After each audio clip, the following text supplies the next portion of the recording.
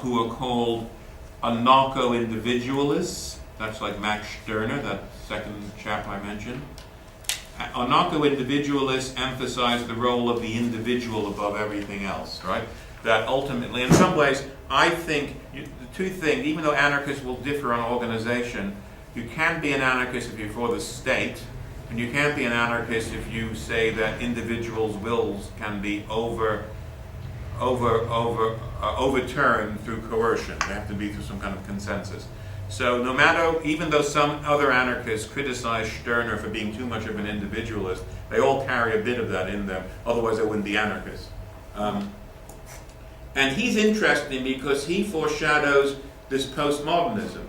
My friend Sol Newman at Goldsmiths, my colleague, who I told you about a second ago, his idea is that postmodernism ain't new, right? If you read Max Stirner, you're reading Deleuze, if that means anything, this name means anything to you. You're reading all these French theorists. Forget about them, they're all there. And you can read all these anarchists, and they're actually forerunners of postmodern, at least Stirner is. Because what does Stirner say? He says, yes, get away with the state or the church or the capitalists who monopolize power. They're oppressive, but ultimately, who's the most oppressive? You, your brain. He talks about spooks in your head, as he says in German. Very odd kind of translations of all these things into English. He wrote this in German, this one book. He wrote this wild and wonderful book. At the same time, he was teaching in a young ladies' finishing school in Berlin. So imagine the job. It's also very bizarre because he died of an insect bite. So I mean, it's perfect for some kind of strange film. I don't know who would be Max Stirner, but it would be an interesting film. Anyway, Max Stirner says that in order to be truly free, you have to grapple with the chains in your own head. It's almost like psychoanalysis, It's existentialism. A lot of Camus and Sartre read him too, not only the anarchists. And so he is very, very, very, very, very current. Lots of very modern people read Stirner now because it sounds like postmodernism. It's really some of these goes to Nietzsche. Yeah, it's very close. Yes, it is. Oh, yeah. They combine. As I said, Stirner is forgotten. He dies in the 1840s. Mm-hmm. Nietzsche comes along. The anarchists who rediscover Stirner read Nietzsche. They create a kind of anarcho-Stirnerite Nietzscheanism, which some other anarchists don't like because it can go in a certain way. They would say that only a select group of individuals can be truly liberate themselves, can be the overmensch, the supermen, but it could be interpreted another way. Somebody like Emma Goldman actually read Stirner and Nietzsche and combined it with her feminism, saying in order to liberate yourself from all the sexual stereotyping and all of that, it's very, again, extremely modern, written 100 years ago. You have to deal with those things. They're as important as the army, the state, and all the rest of it. You've got to free yourself from the inhibitions of your own life. And so you have to deal with those things. It also, in some ways, foreshadows the things that somebody like, oh God, who am I thinking of? Some of the other French theorists who, who talk about power not being encapsulated in the state, right? The micro power.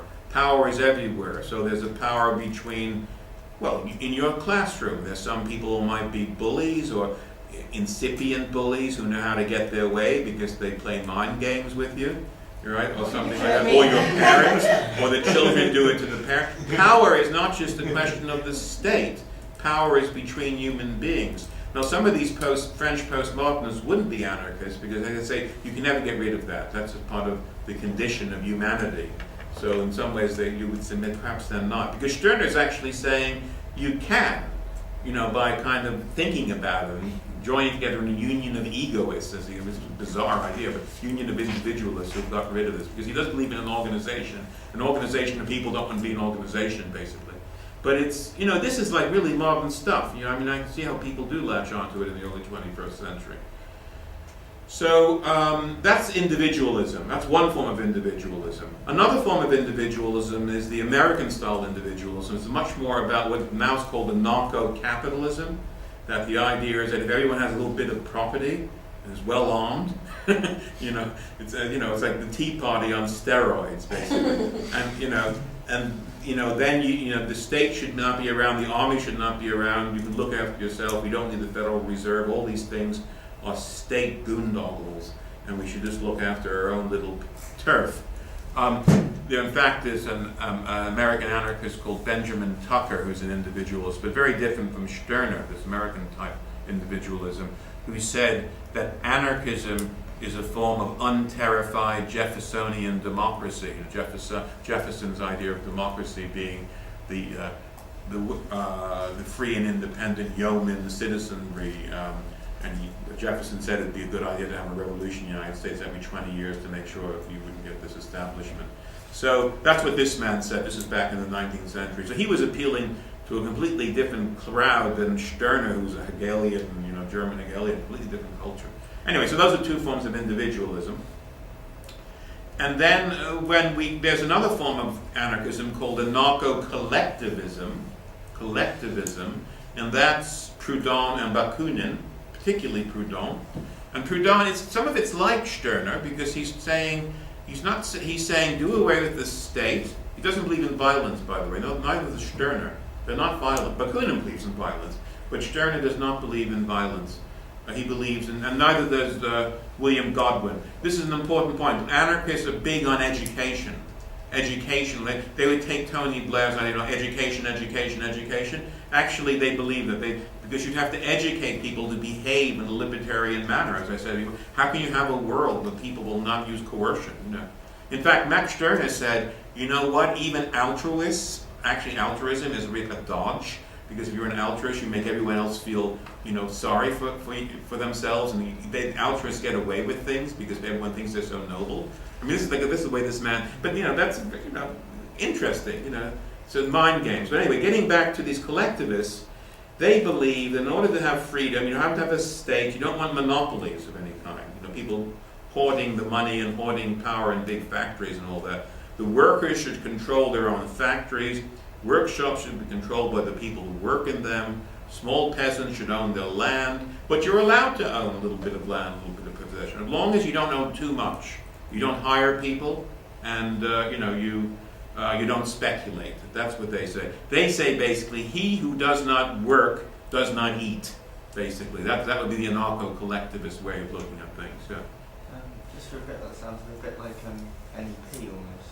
Then like in the 1920s. Oh, you mean with Lenin's NEP? Yeah. Well, in a way, yes. I mean, of course, Lenin didn't believe in that kind of stuff, but in a way, that's true. Yeah, I mean, in a way, if they hadn't had the collectivization in the late 1920s, in a way, and I would say that I'll put it this way, that the peasant ideology is that. That's why Proudhon was very popular amongst peasants in Spain. And this kind of also sort of popular in Russia too, for that matter. So is communism, a kind of voluntary communism, because the Russian social structure is founded around this thing called the mir, which was the collective village after serfdom. Remember, most people were serfs, were slaves until 1861.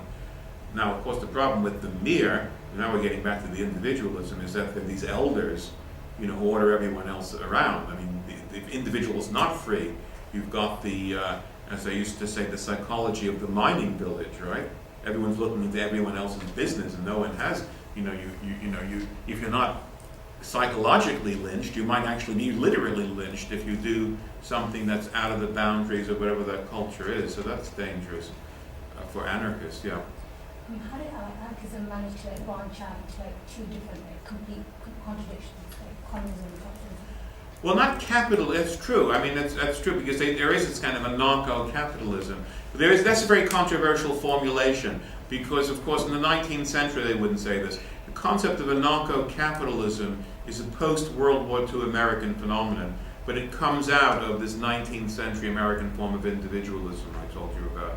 But openly theorizing a kind of anarcho-capitalism, a capitalism without the state, where capital is spread.